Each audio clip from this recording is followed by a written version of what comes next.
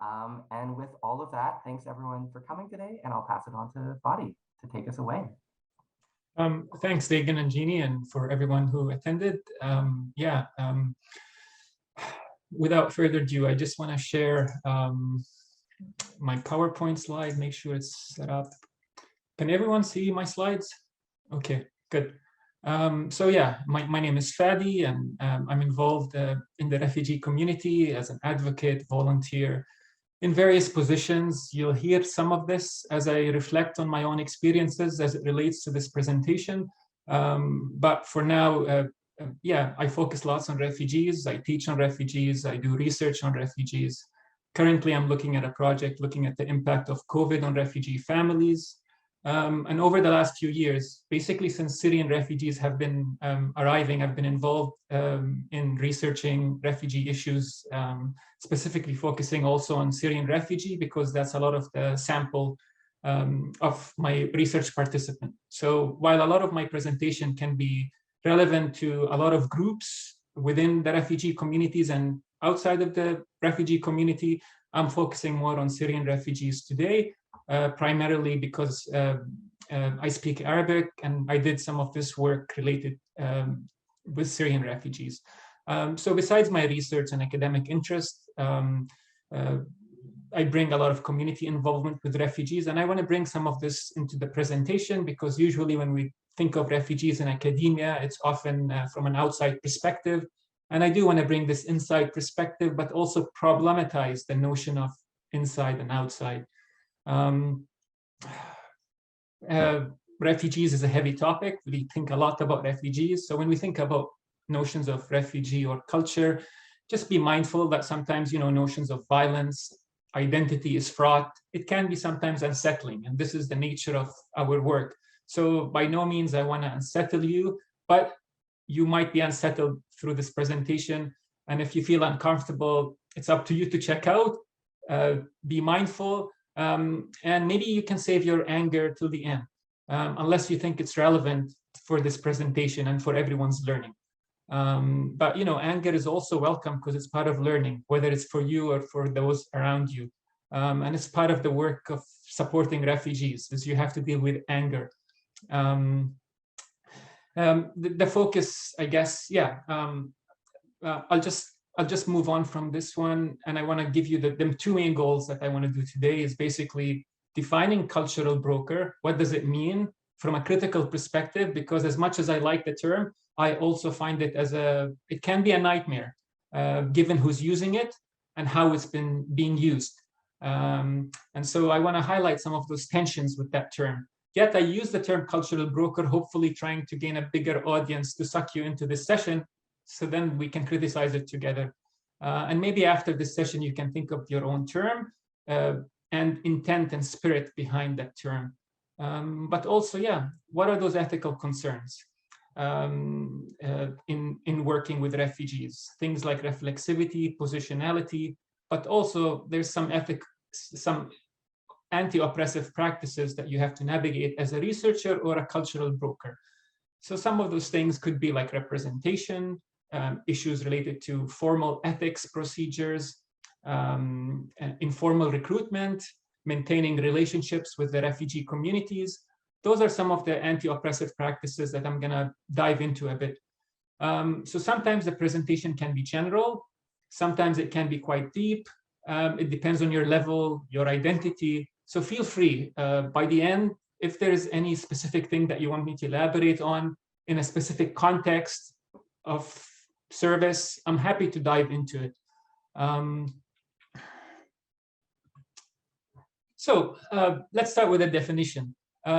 There's lots of ways of defining cultural brokering. And again, it's not just used with refugee research, it's used with indigenous, in terms of gender. There's different kinds of cultural brokering. But a typical, I guess my slides got shifted. So I'm just gonna skip this one, just start with this. This is the definition, and I'll, let me go back. First, I have to set up why you should worry about cultural brokering. Sorry about that. There's a lot of limited research on cultural brokers with refugees. And when it's done, when there is research that I cite that looks at cultural brokering with refugee communities, it's usually done as an outsider. The cultural broker is usually brought in as a tag, an additional component. You hire from outside the research community. I couldn't find research that looks at refugee communities from a person who's also have some of those identities and is able to reflect from that perspective, but also lead the research. So what I'm doing here today is this experiment of leading research in my community and also representing it from that perspective, and not necessarily from this outside perspective. But yeah, so what do I mean by cultural brokering? There's various definitions for it. Generally speaking, if you're thinking of the literature on social capital, you start seeing terms like bonding, bridging, connecting the groups together, different groups. It sounds like you're a go-between person. You can't build a home on a bridge, so you need a cultural broker to help you connect, basically. Sounds romantic, sounds like the cultural broker is doing magic sometimes, but it can be really meaningful, and it also involves advocacy. But I don't want to jump too quickly ahead of myself, because let's talk about the notion culture.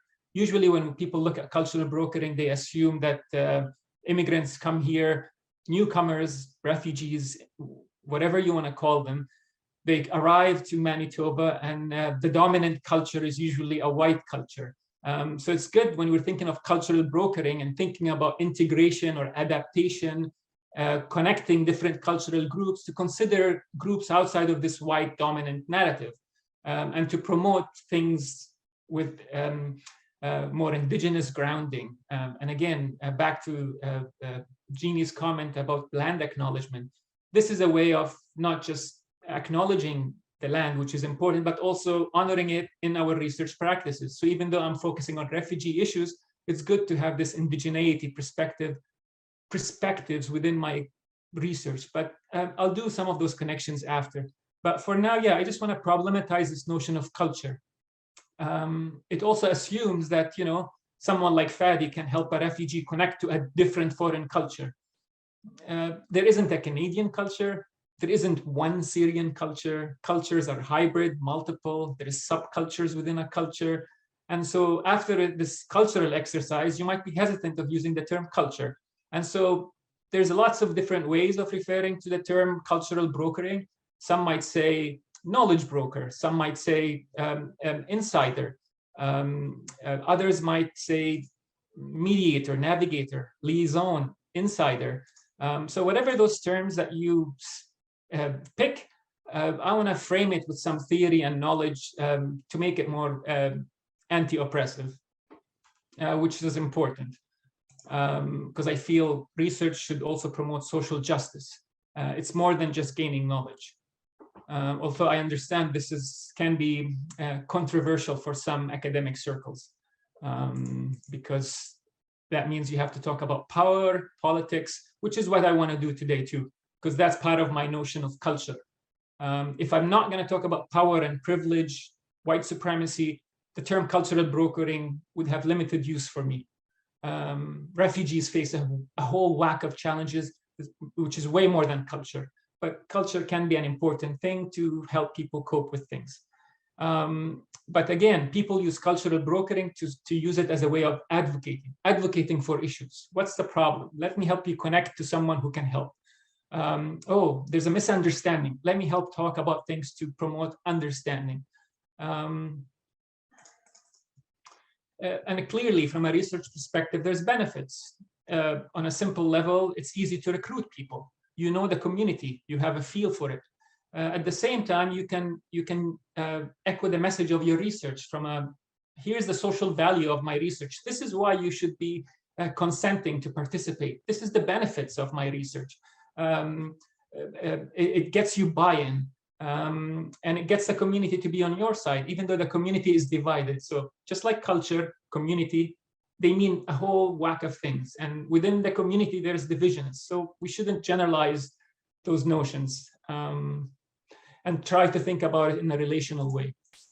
most research that looks at cultural brokering is usually from a health perspective or an educational perspective. For example, recent research from Alberta looking at the impact of cultural brokers with refugee youth and families show that brokers can do formal and informal things in the community, and it can really range. I mean, you can see them here, anything from bridging to services or counseling or referrals, understanding, interpretation. So a broker in that sense, it can be like a gift, especially when you're under-resourced, you're stressed, you have no connections to the community, you can barely speak the language. But again, it's not easy to find cultural brokers. They're not waiting for you at the airport when you arrive to Winnipeg. Here's a cultural broker. You have to find them, and if you find them, not everybody is going to be necessarily anti-oppressive. Some might have benefits that they want to benefit from their relationship. So we need to be mindful. A cultural broker can be helpful, but it's not a given rule. We need to be critical about that. Just like not every research is good, not every cultural broker is good. It's simplistic, but it's truth. The problem with this diagram I'm showing you, it doesn't highlight necessarily things like advocacy, but part of the broker is also, for me, is an advocate, challenging power, being the squeaky wheel, helping navigate relationships. It's more than just interpreting what someone said, but it's also promoting social justice. And that's a bit, not everyone is comfortable in doing. And in my research, in my own research in Winnipeg in 2017, I've also recommended cultural brokers to be used by the school to help refugee parents to be more involved in the education system. So there's a lot of benefits. We're in COVID right now. So if you're in isolation, you don't have formal supports. And some refugees, the only way of accessing support is through some of those organizations, but not everyone accesses organization. In fact, most refugees don't access formal services. I think something like a third of all newcomers don't access services, or only a third of newcomers access services. So there's a lot of perhaps programs, but they're not necessarily accessed by refugees for a whole whack of barriers. But we've seen today during COVID, so if you're isolated, some families are relying on their children to being those cultural brokers, to navigate those relationships. So we have added stress on youth that way. And cultural brokering, even though I'm using it as a special term, it can be used by many people. Our own mothers can be cultural brokers, our own relationships. We can have in an organization, for example, when you're thinking about refugee settlement or support services, sometimes the cultural broker is not a specific unit, program, or an individual. Sometimes different people have those cultural brokering elements. But sometimes there's specialization to using it. But anyways, since we're in COVID, research on COVID and refugees is showing that, you know, a cultural broker can play a key role in providing information, accessing services, and it can be helpful. What you can see with this diagram too is that the relationship can be hierarchical, and we need to be mindful of that. So a cultural broker can be a door opener, but they can also be a gatekeeper. That's why also you need to reflect on what kind of cultural broker are we working with. So from that perspective, there's a lot of challenges involved in cultural brokering. You have to be intimate sometimes with people. You have to keep listening, even though sometimes you feel saturated. Part of listening is when you're talking to refugees, there's sometimes trauma before coming, there's trauma after coming, discrimination, systemic issues. And you have to listen to all these narratives, and sometimes it can be stressful. So I'll highlight some of those stresses as I present. And sometimes, you know, a culture broker like me is not necessarily a fixer. You can't always fix social issues, social systems. So if you can't fix issues, sometimes it might be enough to just mourn with someone and cry with them because it's frustrating. So it's just validation. And even that can be a form of support, that you didn't break the wall for them, but you were able to you have empathy with them. And as I said, not everyone thinks of cultural brokering in terms of advocacy. Sometimes if you're working with a settlement organization and you're funded by the government, maybe they don't want advocates who are resisting the government. And so it's easy for someone like me to say, I'm a cultural broker who advocates against systemic racism, government policies, because I'm independently funded. So that relationship needs to be considered when you're looking into cultural brokers and using them with research. So from that perspective, I really want you to think, when we think about cultural broker, to think about power brokering. Power brokering is a mouthful, but really this is what we're talking about, is navigating difficult relationships that involve racism, discrimination, oppression. So power for me is part of the equation. White supremacy is part of the problem that we're facing in these communities. When we're thinking of helping refugees coming and settling on indigenous stolen land, we need to be careful with what are we pushing for. And so we need to start asking, is it ethical to have refugees settle as settlers on stolen land? And my answer would be no. But of course, refugees don't inhabit the settler category like an average white settler. And we can talk about this at the end if you have questions or you're confused by the settler identity. Anyways, if this is too much academic, I like using literature sometimes, but I might lose some of you. If you've been watching CBC Reads, one of the books on CBC Reads is by Omar Al-Akkad, talks about a Syrian refugee going on a vessel, and it capsizes. And I don't want to tell you all the story, but at least I just share this to show this is a good book to give you a sense of the struggles before migration, during migration, and after migration. So it's not always easy just when you arrive. The challenges can start increasing when you arrive. But the point that I want to share here with you is that there's a little girl, a teenager, Vanna, in the story. Vanna is a white teenager who advocates for Amir, a 9-year-old Syrian boy. So even though Vanna doesn't share the same culture or language, Vanna took risks. She almost got killed. She could be considered a criminal. She abandoned her family, all to support this little boy. And in that sense, what Vanna teaches us here is that a cultural broker doesn't always just need culture, but you just need humanity with action. And so sometimes that's what refugees need. It's not necessarily someone who looks like them or feels like them, but someone who also treats them like a human, someone who can take action to resist an injustice.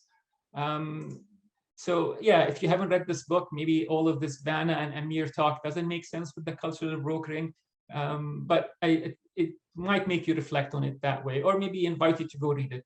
The other point that I want to mention is that, the knowledge about refugees, the knowledge and culture can be used against them by the state. So even though I say cultural brokering is really empowering for the community, it can be used by capitalism. It can be co-opted by capital. It can be used as a commodity.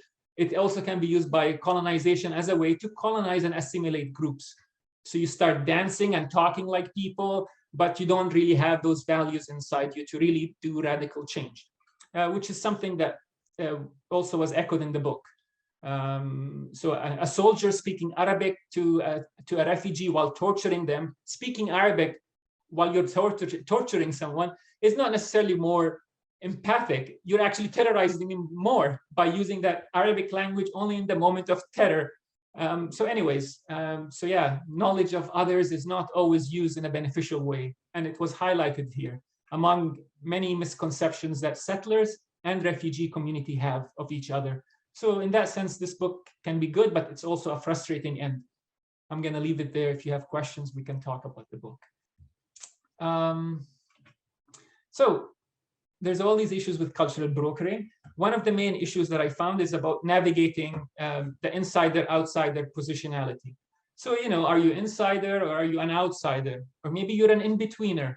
If you're someone who has mixed race family, mixed religions, you might mixed genders, disability, you might be able to see what that means, not just in a racial or a cultural way, but on an identity level.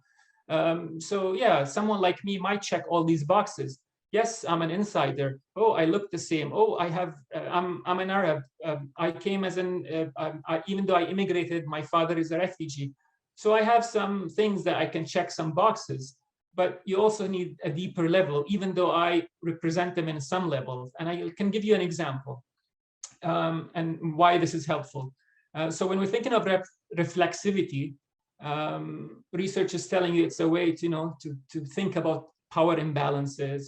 How do I talk to people? Are they consenting to me? Are they consenting to me because they really feel like consenting, or are they consenting just to be polite? You need to, and it's more than just about consent, but it's also about how you interpret the results, but also how you develop your whole plan. So it can, reflexivity is important throughout the process. It's not just important before you think about your research questions and I'm done. I'm not being reflexive anymore because I did it. It should be a process. And sometimes it's easier said than done. So I'll show you an example, for example, of how to be reflexive, and it can teach you, it can teach the audience when you're reflexive. So when you're being reflexive, you're also, as a writer, you can explain things in a different way. So if I say to you, I'm an Arab, I can check a tick box, but I also pass for a Muslim, and I'm not a Muslim. My family is a Christian family. So as an Arab Christian, I am also considered, in a way, an insider, but also an outsider to a lot of the Syrian refugees who come here who are Muslim. And so in that sense, yeah, I'm not Muslim, and I'm also not Syrian. My mother is Jordanian and my father is Palestinian. Those are countries that are neighboring to Syria, but I still have similar Arabic culture. I'm familiar with this notion of exile, displacement. So am I an insider? Am I an outsider? You can't categorize someone based on inside, outside, just based on a religion, for example, or based on a nationality, because national borders are also invented.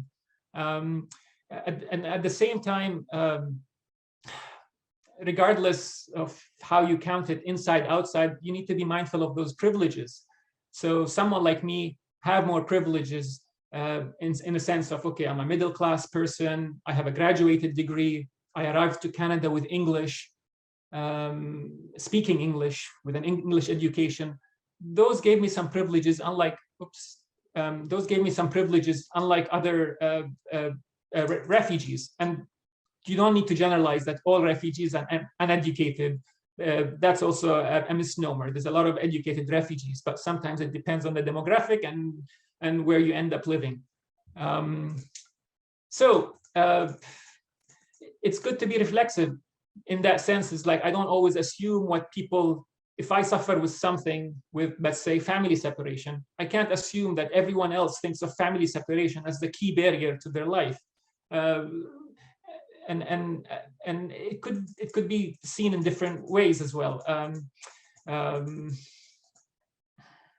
I can keep reflecting on how I'm an outsider, and you can ask me about that at the end, but I do need to be more concise because I feel the personal element can take too long.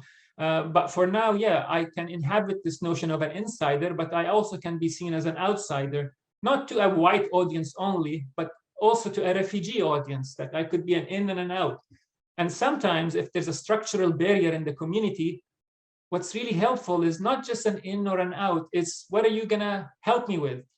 And clearly, if I can speak the language and I look alike, or if there's some familiarity, that can be soothing, but it's not always necessary, because if you're advocating for me, it's regardless of what culture, it's the power issue that I'm facing right now. If I have a housing barrier, it doesn't matter who's speaking the language, as long as you're going to get me a house.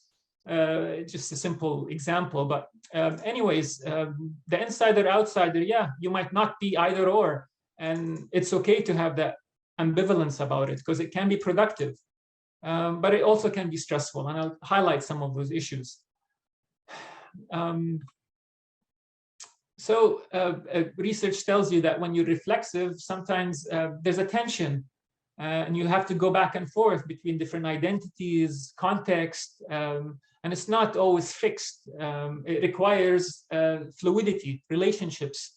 And so it's important to look on your action, even if you represent that group.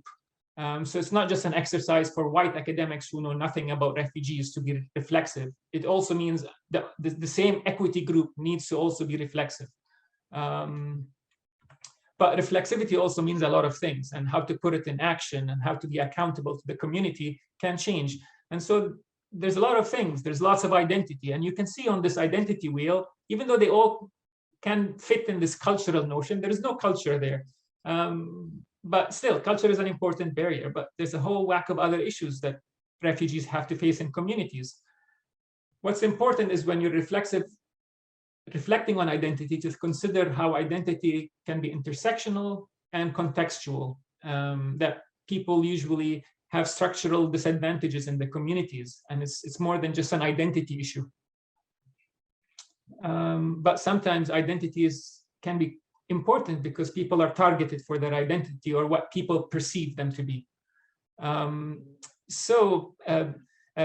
of reflexivity is also how to position yourself. So sometimes you can position yourself as a researcher who's just listening, but if you're a cultural broker and you're also helping refugees in a system, it's important also to position yourself not just as a neutral, I'm just walking by someone, but sometimes that means walking behind them, sometimes that means walking in front of them, if you're going to take the heat for them.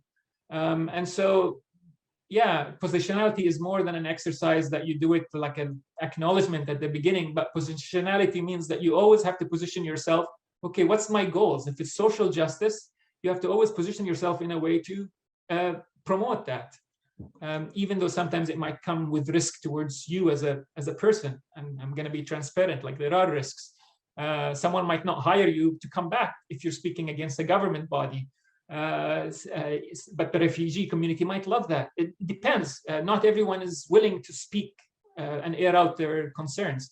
But that's what I see the role of a real cultural broker, is someone who also does the advocacy work. So an important issue that I found, one of those anti-oppressive practices, I guess, is the issue of representation. How do we represent groups? Speaking truth to power, getting the story and telling it well. You have to challenge those Eurocentric ways of thinking, and that can be sometimes paternalistic, that privileges middle-class families and marginalizes refugee groups. So, for example, one way that I saw it in my research is that when I started looking at refugee parents, sometimes people in the community use terms like, oh, those parents are uninvolved, uncaring. And this is a new way of saying something racist to people, but calling a colored parent uninvolved when you're not looking at the structural barriers that they're facing and all the other challenges in their life is racist, and blames the person, the individual. And of course, everyone as a parent can do things better, but you also need to see the barriers. What if you can't speak the language? What if you think that, what if you're experiencing racism when you come to the school? There's a lot of barriers that prevents people from speaking. So one way of positioning myself is to say, you listen to these concerns, but also listen to participants' experiences within the context of the structural disadvantages that they live in. And so that means is sometimes challenging that narrative that people come at you with. They're uninvolved parent. Well, why are they uninvolved?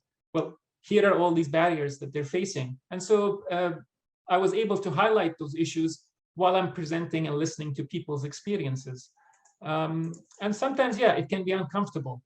Another way that you can see it in the community is that sometimes when you're working with refugees in terms of representation, what's the most important issue that faces refugees in the community? And someone might come and tell you is trauma before they come here. Look, refugees, they experience a lot before coming. Look how bad it is over there. And it's just an issue about pre-migration, about those third world countries and what happens over there and Arab rulers and all that stuff. And all that stuff matters. And sure, there can be trauma, but that focus on what happens before can ignore what's happening today, which can be much more problematic. In Canada, we think of ourselves as a peace-loving country, and that fits with that myth of being peaceful, is that we don't talk about how bad it is for refugees when they arrive to countries like Canada and the challenges that they face. Yes, some people can do really well sell chocolates and be rich, but not everyone can get a job. And some people are stuck in a really precarious situation. And it's not just for refugees. There's a whole bunch of migrants that have multiple issues in Canada. So that's another way that an issue with representation is sometimes people talk about experiences without talking about the barriers that they face. And sometimes they focus about what happens before as opposed to after. So these things might come up when you're doing research with refugees. Here's another way to think of representation. The work of Edward Said talks about Orientalism, and he's talking in the 70s. So it's been a while, but all this logic still happens today. We continue to think about the Arabs as backward, too conservative, too angry, whatever you want to name them. And that logic happens in service settlement, service provision, school systems, health, you name it. So it's not just an isolated experiences for some people with some individuals, but it's a systemic issue. The very knowledge that we consume about Arabs and who Muslims or refugees is very problematic, written from a perspective that's not representative. And today, this can be gendered. Muslim women in school, for example, can be targeted for their hijab just because they look different. There's apparently for some, there's nothing wrong with the volleyball shorts, the really tiny shorts, but it's something wrong if a Muslim woman shows up to a sports class with a hijab on. And those are some experiences that I listened to from those girls. It can look in different ways and it can be gendered, but Orientalism is alive. So try to think of differences beyond this Oriental notion that the West is the best. And well, who is the West? The West is also a stolen West. It's divided. And are we talking about the West as in white Canadians, or are we talking about the West as an indigenous sovereignty on Turtle Island? It changes the perspective.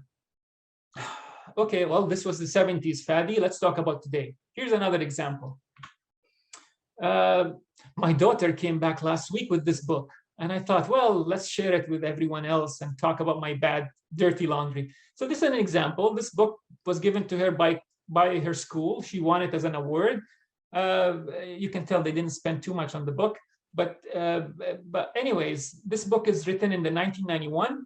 1991 was the Gulf War.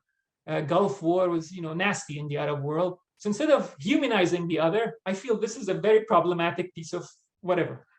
Let me give you an example. So the book tells you to search for an Arab in the book. And here's what an Arab looked like.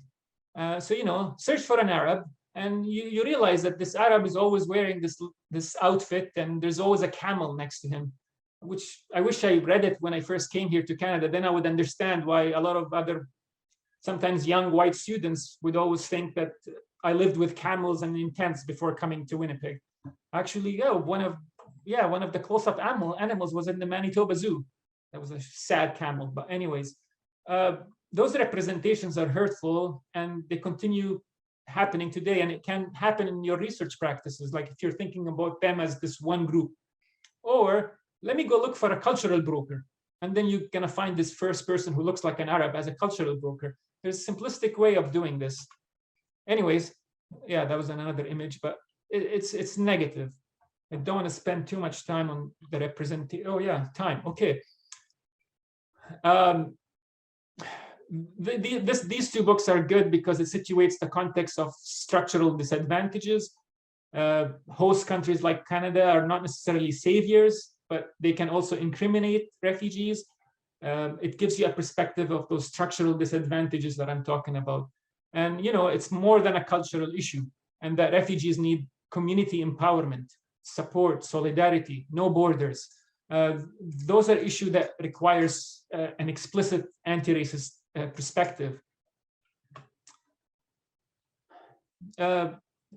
Quickly on this notion of the ethics, even though it can be it can be a deep discussion, but ethics can be very helpful. It sets out criteria, but also when you're doing research in the community, sometimes those ethics and application forms are not always well equipped to the messy life that you do in the community, and things pop up that you need to reflect on and come back on.